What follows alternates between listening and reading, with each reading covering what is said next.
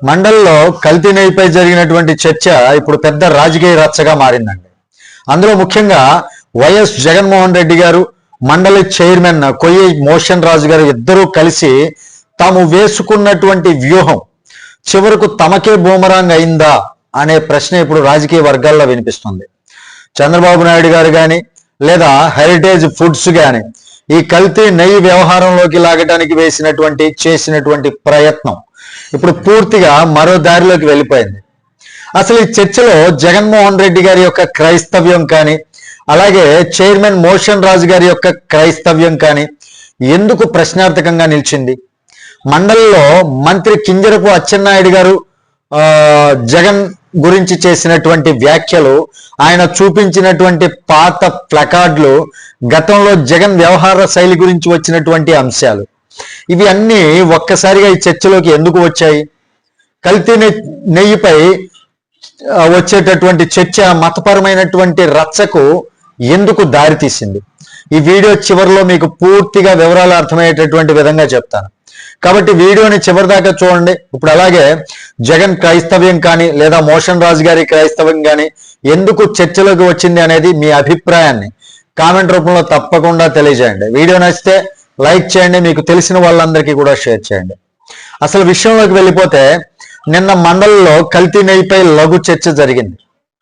ఆ చర్చలో ప్రభుత్వం అనుకున్నటువంటి విధంగా వ్యవహార శైలిని పక్కదో పట్టించడానికి గత 4 రోజులుగా చైర్మన్ మోషన్ రాజు గారు ఎలా ప్రవర్తించాడో అందరూ గమనించారు. మండలిని 4 రోజుల పాటు వాయిదా వేసి మళ్ళీ నిన్న సభ తిరిగి సమావేశమైన తర్వాత చర్చ అందరూ చూశారు. ఈ సమయంలో వైసీపీ ఎమ్మెల్సీలు ఒక ముఖ్యమైనటువంటి ఆరోపణను చేశారు. అదేంటంటే, ఈ కల్తీ నెయ్యి వ్యవహారంలో చంద్రబాబు నాయుడు గారి కుటుంబానికి చెందినటువంటి హెరిటేజ్ సంస్థకు సంబంధం ఉంది అని. కానీ దీనికి ప్రతిస్పందనగా ప్రభుత్వం కూడా గట్టిగా ఎదురుదాడి ప్రారంభించింది. అచ్చెన్నాయుడు గారు తెచ్చినటువంటి ట్విస్ట్ ఏంటంటే, చర్చను పూర్తిగా కొత్త దశలోకి తీసుకెళ్లారు అచ్చెన్నాయుడు గారు. గతంలో సాక్షి పత్రికలో యేసు ప్రభు చిత్రం తప్పుగా ముద్రించబడినటువంటి ఘటన గురించి ఆయన గుర్తు చేశారు. ఆ సమయంలో జగన్ 100 సార్లు సారీ చెబుతూ ఒక సర్క్యులర్ ఇచ్చారని, అదే కటింగ్ ను కూడా మండలిలో చూపించారు. ఇక్కడే ఆయన ఒక ప్రశ్న వేశారండి. యేసు ప్రభు చిత్రానికి అవమానం జరిగితే 100 సార్లు సారీ చెప్పినటువంటి జగన్ ఇప్పుడు కల్తీ నెయ్యి వ్యవహారంలో ఒక్కసారి కూడా ఎందుకు స్పందించలేదు? ఈ ప్రశ్నతోనే చర్చ మతపరమైనటువంటి కోణంలోకి వెళ్ళిపోయింది. ఇంకా ఈ సమయంలో మరో సంఘటన జరిగిందండి. కొంతమంది వైసీపీ ఎమ్మెల్సీలు వెంకటేశ్వర స్వామి చిత్రపటాన్ని చెప్పులతో మండలిలోకి తీసుకురావడం పెద్ద వివాదంగా మారింది. వివాదానికి కారణమైందని కూడా చెప్పుకోవచ్చు. దాంతో ఈ చర్చ పూర్తిగా హిందూ మతం, క్రైస్తవ మతం మధ్య రాజకీయ వాదనగా మారిపోయింది. ఇదే సమయంలో జగన్ ఇటీవల కడప జిల్లాలో నందేశ్వర స్వామి విగ్రహ ప్రతిష్ఠ కార్యక్రమంలో పాల్గొని పూజలు చేయటం కూడా వైసీపీ సోషల్ మీడియాలో పెద్దగా ప్రచారం అయింది.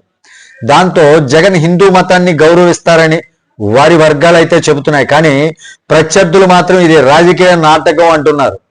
అసలు సమస్య ఏంటంటే, ఇక్కడ ఒక విషయం మాత్రం స్పష్టంగా కనిపిస్తోంది. కల్తీ నెయ్యి అనేటటువంటి సమస్య ఇప్పుడు రాజకీయ ఆరోపణలుగాను, వ్యక్తిగత విమర్శలుగాను, మతపరమైనటువంటి చర్చగాను ఇలా పూర్తిగా పక్కదారి పట్టిపోయిందండి. రాజకీయాల్లో ఒక పార్టీ మరో పార్టీని ఇరుకొడు పెట్టడానికి అనేక ఎత్తులు వేస్తుంది, కాదంటలా. కానీ కొన్ని సందర్భాల్లో ఆ వ్యూహాలే తిరిగి బూమరాంగ్ అవుతాయి.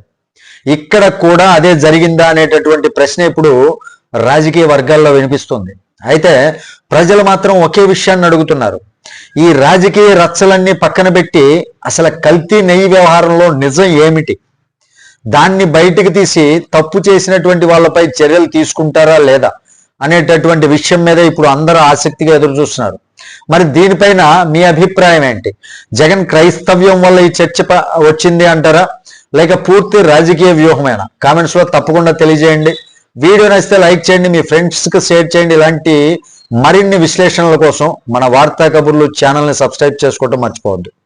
Thank you. జై హింద్.